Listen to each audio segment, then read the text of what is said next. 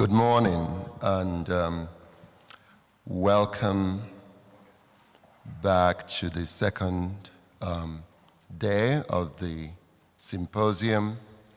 I thought that yesterday was a really tremendous beginning in terms of the outline of the issues that this symposium seeks to cover and reflect upon.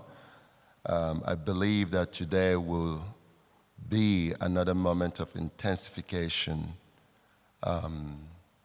dealing with a very specific topic that concerns this institution, this building, its history, its evolution over the years, over the last 75 years.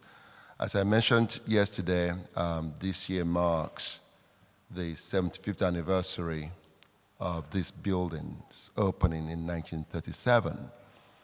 And the trajectory of the institution during the pre-war, during the war period, and the post-war period represents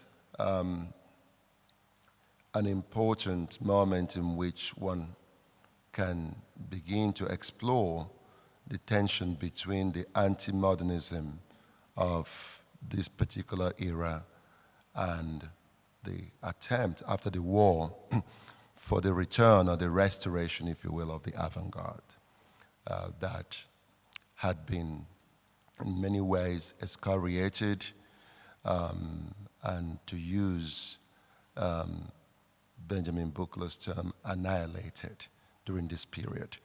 But in any case, I think that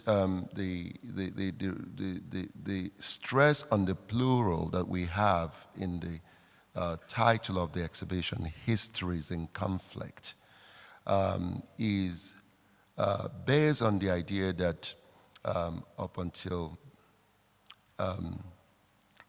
now, we have no singular domain of history through which this period can be understood. And that means that there are many contending narratives, and these contending narratives, I think that Sabina Brantel, the curator, one of the curators of the exhibition, will touch upon many of these issues in her introduction. But the point is that these contending narratives in many ways help enrich our understanding and of the history of this institution, but also the network of histories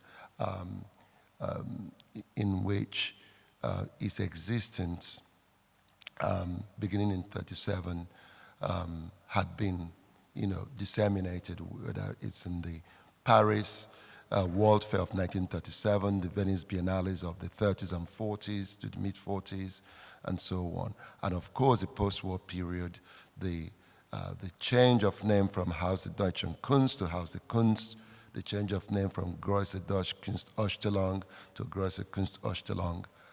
This group still has a residence in Haus der Kunst, and of course, this group represents 4 so-called shareholders of this institution that in 1992 was transformed into a public-private entity, Stiftung Haus der Kunst GmbH.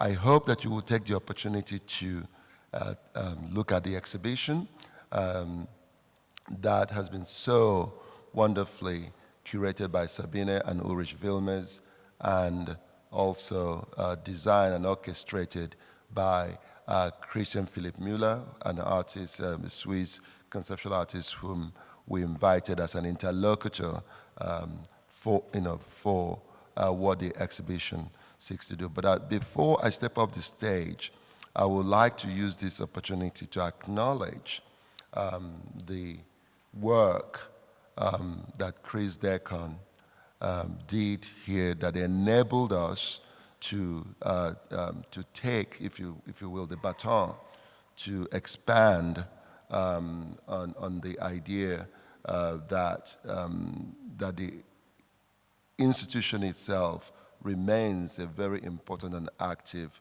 object of reflection. Chris called his project critical reconstruction, and I will say that that critical reconstruction, again, makes active the fact that this institution is a place that is poised on this trajectory of permanent transition. It's really a never finished story, so thank you so much, Chris, and thank you for coming back to join us during these moments. Mark Wigley was one of the speakers during this period, and thank you, Mark, for returning again from critical reconstruction to histories in conflict.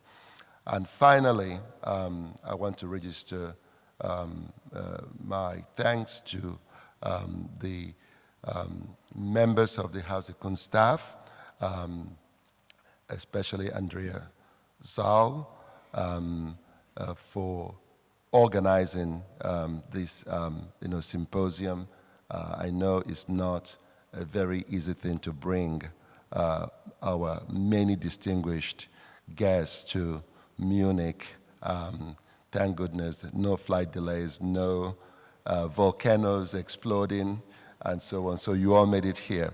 So let me, without much further ado, let me welcome Sabine Brantel, the curator, one of the curators of the exhibition, and of course, the keeper of the archives of Haus der Kunst, who knows better than anybody what lurks underneath the building. So welcome, Sabine.